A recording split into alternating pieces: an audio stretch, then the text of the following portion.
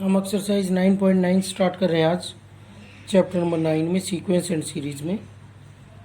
इसमें हम एपी और जीपी से रिलेटेड क्वेश्चंस पढ़ेंगे और applications of AP and GP उनका यूज़ करके इनको सोल्व करेंगे हम एपी और जीपी का यूज़ करके। A man gets an employment of ₹1000 per month.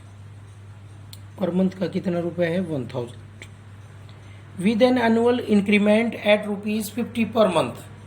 Annual increment कितने रुपए का है? 50 रुपीज़ का है per month. What does he earn in 10 years. जो इंक्रीमेंट है वो एनुअल लगता है और वो कैसे लगता है? पर मंथ कितने रुपए बढ़ जाते हैं उसके? 50 रुपये। तो टोटल एनुअल इंक्रीमेंट काउंट, न कि मंथ का इंक्रीमेंट। तो after what does he earn in 10 years, 10 years में वो टोटल कितने रुपए कमा इस तरीके से।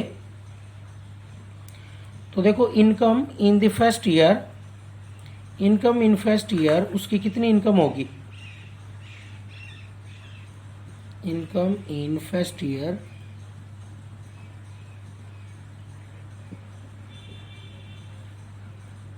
में उसका कोई इंक्रीमेंट नहीं है, तो 1000 रुपीज़ पर मंथ है, तो टोटल कितने रुपए हो गए उसके पास? 12,000 रुपीज़ हो गए इंक्रीमेंट। अभी लगा नहीं है इनकम उसकी फर्स्ट ईयर में, तो जो जितने रुपए वो कर रहा है काम वो मिलेंगे। अगले साल क्या हो जाएगा? एनुअल इंक्रीमेंट लग रहा है पर मंथ के हिसाब से। एनुअल इंक्रीमेंट कितना होगा? देखो, increment after first year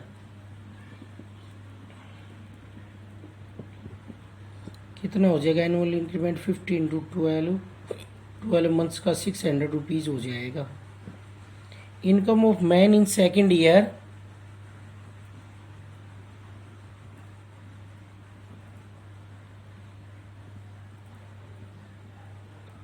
second year में क्या इनकम होगी वो देखो। उसकी टोटल इंक्रीमेंट भी लग गए हैं ना फर्स्ट ईयर के सारे, तो एनुअल इंक्रीमेंट लगने के बाद उसको कितने रुपए मिलेंगे टोटल सेकेंड ईयर में? 12,600 रुपीज़। और इसी तरीके से थर्ड ईयर में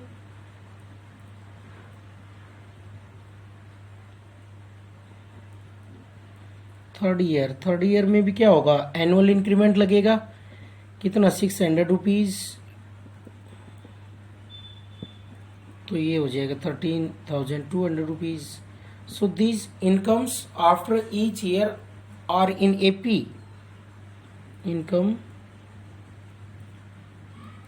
after years are in AP. ये सब किस में है? एपी में है।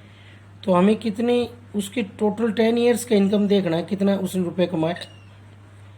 तो after 10 years these are in AP, तो कैसे लिखेंगे? 12,600 और 13,200 रुपीज़। ये एपी में है सभी इनकम्स। तो एपी में है तो इसकी फर्स्ट टर्म क्या है? एपी की 12,000, कॉमन डिफरेंस कितना है? 600। तो सम ऑफ 10 टर्म्स क्या हो जाएगा? 10/2 into 2a plus n-1 into d. D की वैल्यू कितनी है? 600। ये उसका इनकम आ जाएगी इन 10 ईयर्स 24,000।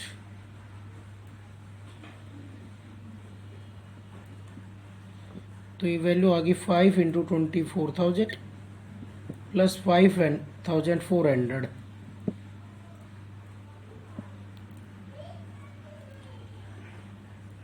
इनकी मल्टीप्लाई करेंगे।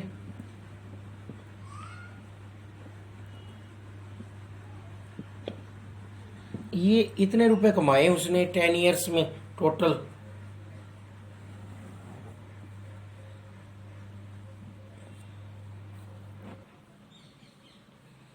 क्वेश्चन नंबर 2 है, a gentleman buys banks cash certificate every year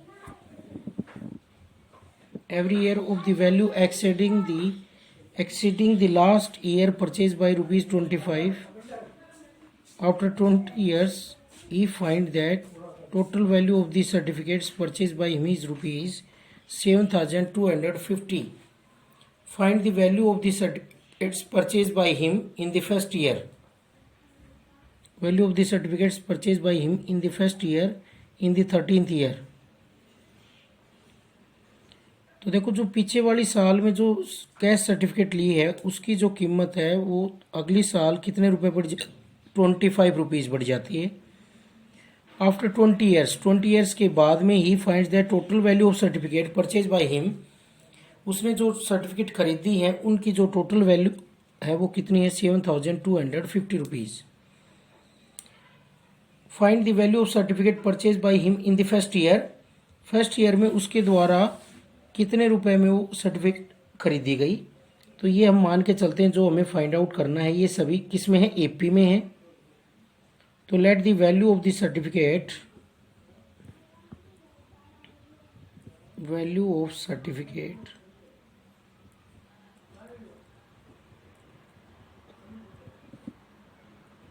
in first year. First year में क्या वैल्यू है सर्टिफिकेट की, मान लिया ए रुपीज है। इंक्रीज इन दी वैल्यू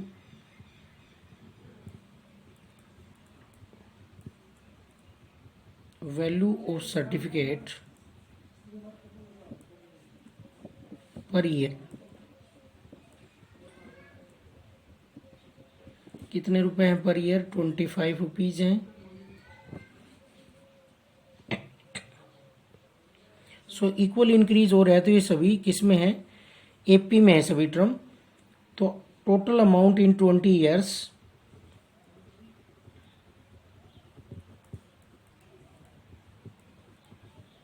क्या होगा हमारे पास, S20 is equal to 7,250। S20 का फॉर्मूला 20/2 2a प्लस डी की वैल्यू कितनी है 25, कॉमन डिफरेंस, क्योंकि जो ये इंक्रीज हो रहा है ये क्या हो रहा है, इक्वल इंक्रीज हो रहा है आफ्टर ईच ईयर। तो जो सर्टिफिकेट है उनकी जो वैल्यू है after each year are in AP, AP में है। तो कॉमन डिफरेंस S20 का फॉर्मूला लगा रहे हैं 19 इंटू 25 इज इक्वल टू 7,250। 2 से डिवाइड करेंगे 10 से डिवाइड होगा तो 2a प्लस इनकी मल्टीप्लाई करेंगे 475 इज इक्वल टू 7,250 अपॉन 10। तो 2a की वैल्यू आ गई यहाँ से 725 माइनस 475।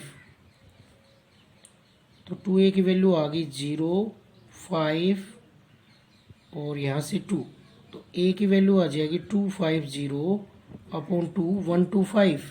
इसी तरीके से 13th ईयर की निकालनी है। A13 क्या होगा, a प्लस 12d, a की वैल्यू 125 प्लस 12 इंटू डी की वैल्यू 25। इसको कैलकुलेट कर लेंगे 125 प्लस 300 वैल्यू आ गई 425 रुपीज़। क्वेश्चन नंबर 3 है, a manufacturer of radio sets produce 600 units in 6th year and 700 units in 7th year. Assuming the production increase uniformly by fix number. Production है वो increase हो रहा है एक समान यूनिफॉर्मली बाई फिक्स नंबर, किसी fix number से every year. तो प्रोडक्शन इंक्रीजेज यूनिफॉर्मली, तो प्रोडक्शन क्या बना रहा है, production increases uniformly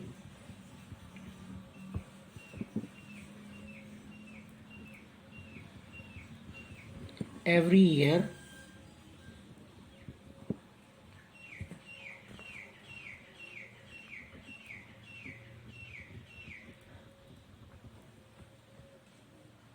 production forms an AP. जो प्रोडक्शन है क्या बनाएगा, एपी बनाएगा। सभी टर्म्स किस में होंगी, एपी में होंगी, क्योंकि इंक्रीजेज यूनिफॉर्मली है, बराबर इंक्रीज हो रहा है एवरी ईयर में। तो अकॉर्डिंग टू क्वेश्चन हमें क्या दिया हुआ है, A6 is equal to 600, A7 is equal to 700 7th year में। A6 का फॉर्मूला होगा a plus 5d is equal to 600, A7 का a plus 6d is equal to 700। दोनों इक्वेशनों को हम सोल्व करके ए और डी की वैल्यू निकालेंगे। सब्ट्रैक्टिंग इक्वेशन 1 फ्रॉम 2,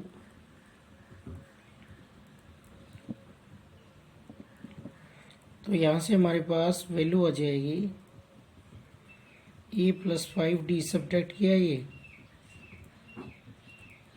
ए से cancel, d is equal to आ गया 100। Putting the value of d in equation 1,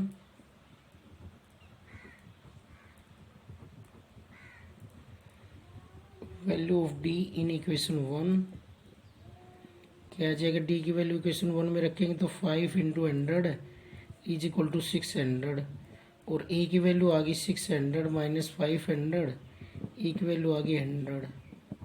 तो फर्स्ट टर्म भी आ गई। Production in the first year पूछा था, production in the 10th year क्या आ जाएगा? A10 आ जाएगा। A10 क्या होता है? a प्लस 9d, और a की वैल्यू 100 प्लस 9 इंटू 100 क्या आ गया यहाँ से? 1000 यूनिट्स। इतने यूनिट्स प्रोडक्शन होंगे 10th ईयर में। फर्स्ट ईयर में कितने होंगे? 100 यूनिट्स। बस ये क्वेश्चन था हमारा, एपी से रिलेटेड है ये। क्वेश्चन नंबर 4 अब इसमें आ गया एक्सरसाइज में। A man has to pay डेब्ट of rupees 3600, he agrees to pay it in 40 instalments in AP. वो इसको 40 इंस्टॉलमेंट्स में पे करेगा। इस डेब्ट को कितने रुपए का है? 3600 का। और ये सभी इंस्टॉलमेंट किस में है? एपी में। सभी इंस्टॉलमेंट्स का जो डिफरेंस है वो क्या आएगा? सेम। ही डाइज आफ्टर 30 इंस्टॉलमेंट, वो 30 इंस्टॉलमेंट्स भरने के बाद मर जाता है। जब उसे कितना और भरना है? व्हेन ही हैज़ टू पे 1/3 ऑफ द डेब्ट, जब उसका इतना बचा हुआ है जो उसे भरना था 1/3 ऑफ द डेब्ट। Find the value of first instalment and common difference. First instalment बतानी है और कॉमन डिफरेंस बताना है।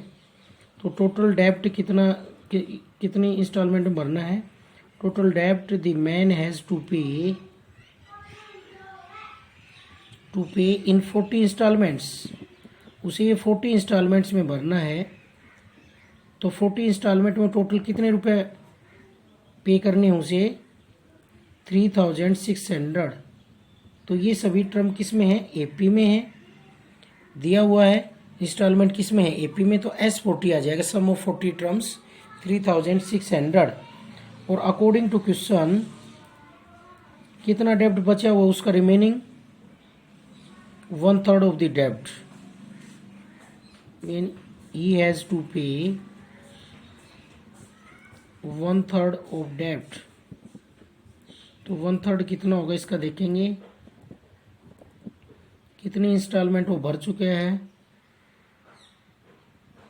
तो उसे कितना भरना बाकी है? 1/3 इंटू 3600, 1200 रुपीज़। इतना उसका डेब्ट बाकी है जब वो मरा। जब तो कितनी इंस्टॉलमेंट भर चुका है वो? 30 इंस्टॉलमेंट में टोटल कितने रुपए भर चुके हैं? 1/3 डेब्ट उसका पेंडिंग है। तो S30 क्या होगा? 3600 माइनस 1200 कितना होगा? 2400। इतना वो पे कर चुका है जब वो मरा है जब तक।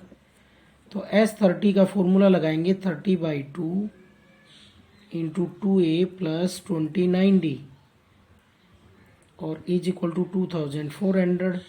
और S40 हमारे पास यहाँ पर है ही, तो 40/2 into 2A plus 39D is equal to 3600। तो यहाँ से आ जाएगा पहले वाले से 20 into 2A plus 39D is equal to 3600। 20 से डिवाइड करेंगे तो ये आ जाएगा 2A plus 39D is equal to 180। ये इक्वेशन 1 मान लेते हैं। और ये इक्वेशन इसको 15 बन गया। 15 into 2A plus 29D is equal to 2400। 15 से डिवाइड करेंगे तो 2A plus 29D is equal to 15160। ये इक्वेशन 2 मान लेंगे। सोल्विंग इक्वेशन 1 एंड 2 दोनों को सब्ट्रैक्ट करना है हमें।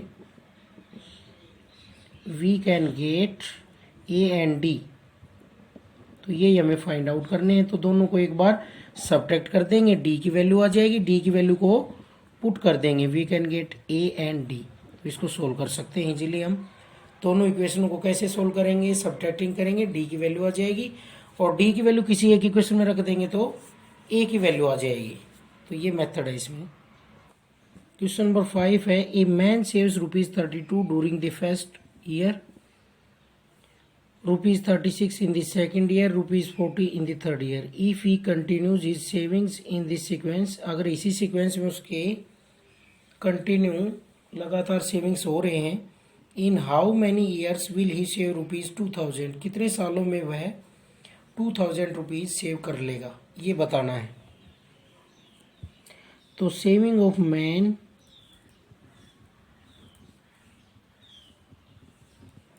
in first year, second year and third year are 32, 36 and 40।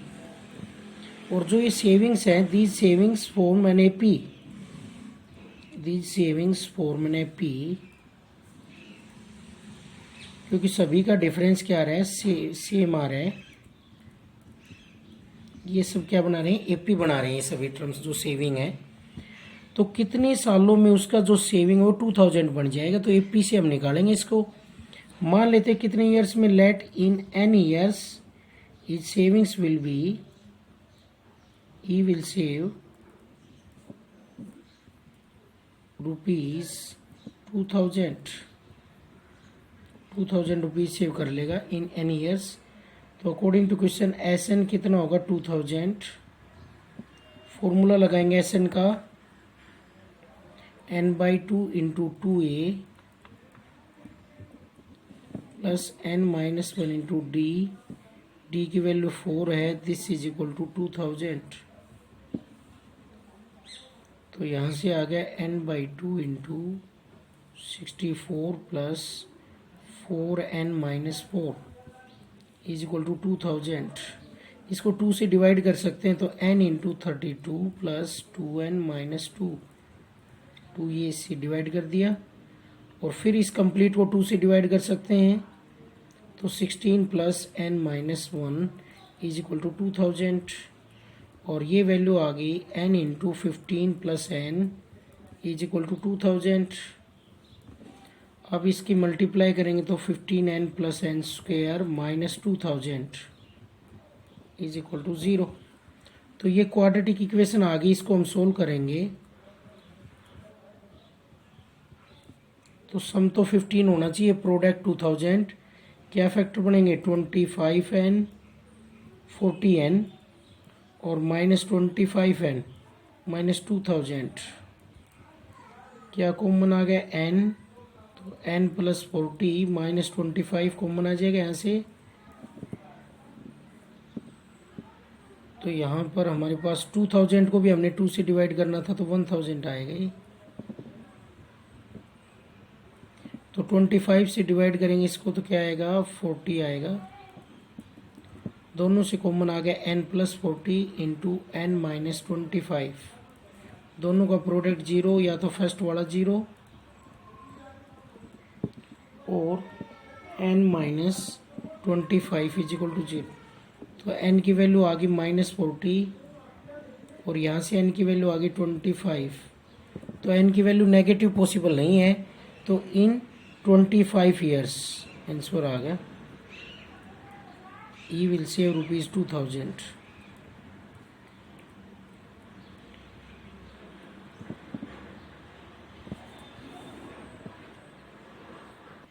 Question number 6 भी इसी तरीके से है भाई। इसमें क्या दे रखा है, age of student of class 4 में एपी, एज किस में दे रखी है एपी में।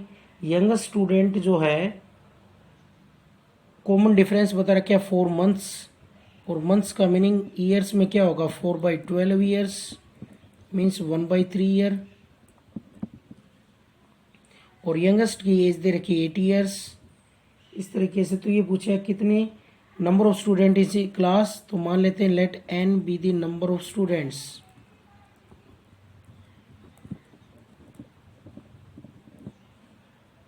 तो सभी की जो एजिज का सम है वो एपी में, तो एस एन का फॉर्मूला लगाएंगे कितना, yes 168 n by two into two a, two into eight plus n minus one into d, d की वैल्यू 1/3, कॉमन डिफरेंस दे रखा है। और इसको उसी तरीके से सोल्व करेंगे जैसे क्वेश्चन नंबर 5 किया है। क्वाड्रेटिक इक्वेशन आ जाएगी एन में, तो एन की वैल्यू हम फाइंड आउट इसमें कर लेंगे। क्वेश्चन नंबर 7 है भैया, अब इसमें आगे the inventor of the chess board suggest a reward of 1 grain of wheat for the first square. First square के लिए जो रिवार्ड है वो 1 grain ऑफ व्हीट है। सेकंड स्क्वायर के लिए कितना है, 2 grains, और थर्ड के लिए 4 grains and so on, doubling the number of grains for subsequent squares. जो आगे हम स्क्वायर्स दूसरे तीसरे चौथे के लिए ऐसे बढ़ाते जाएंगे तो पीछे वाले से क्या होगा, वो नंबर ऑफ ग्रेन्स कितने होंगे, doubling. How many grains would have to be given to the inventor, कितने ग्रेन्स दिए जाएंगे इन्वेंटर को। तो in chess board 64 squares,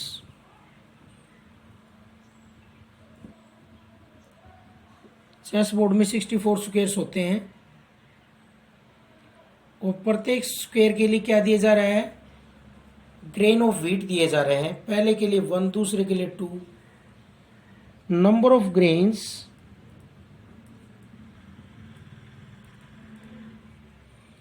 to be given to inventor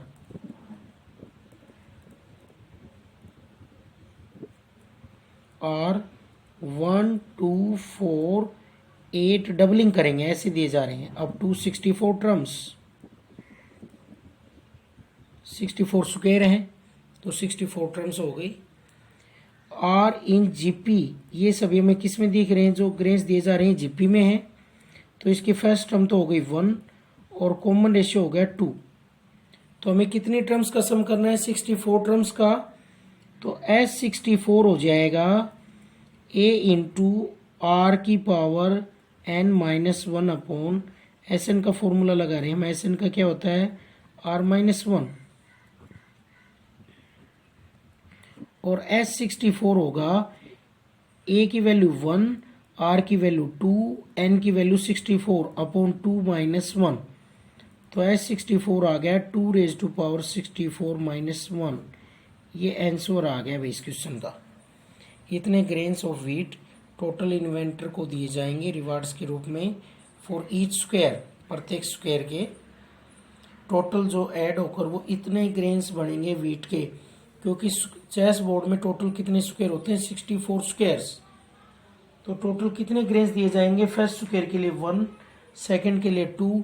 तो जो ये नंबर ऑफ ग्रेन्स दिए जा रहे हैं किस में, सारे जीपी में है, और इन सभी का सम निकालना है कितने टर्म्स तक, 64 तक। तो 64 टर्म्स के सम का फॉर्मूला ये होगा जीपी में, A इंटू आर की n -1 अपॉन r-1। तो इस फॉर्मूले का यूज करके हम ये सम निकालेंगे। क्वेश्चन नंबर 10 है, ए पर्सन हैज 2 पेरेंट्स, एक व्यक्ति के 2 पेरेंट्स हैं, 4 ग्रांड पेरेंट्स हैं और 8 ग्रेट ग्रांड पेरेंट्स हैं and so on. Find the number of his ancestors during 10 generation presiding his oven. उसको खुद को छोड़ करके उससे पहले की जो पूर्वज हैं उसकी 10 जनरेशन 10 पीढ़ियों तक का सारे उसके एंसेस्टर्स बताने हमें, टोटल उसके कितने पूर्वज बन गए उसको खुद को छोड़ करके। उससे पहले वाली जो पीढ़ियां हैं, जनरेशंस हैं 10 पूर्वजों की, उन सब का हमें नंबर बताने हैं कितने उसके 10 जनरेशन तक एंसेस्टर्स बने हैं, पूर्वज बने हैं टोटल। तो ये सब देखेंगे हम किस में है, नंबर ऑफ एंसेस्टर्स जो उसके पूर्वज हैं ऑफ ए पर्सन 4 में जीपी, 4 में जीपी, ये जीपी बना रहे हैं वे सारे जो उसके एंसेस्टर्स हैं अलग अलग जनरेशन में, वो सारे क्या बना रहे हैं, जीपी बना रहे हैं।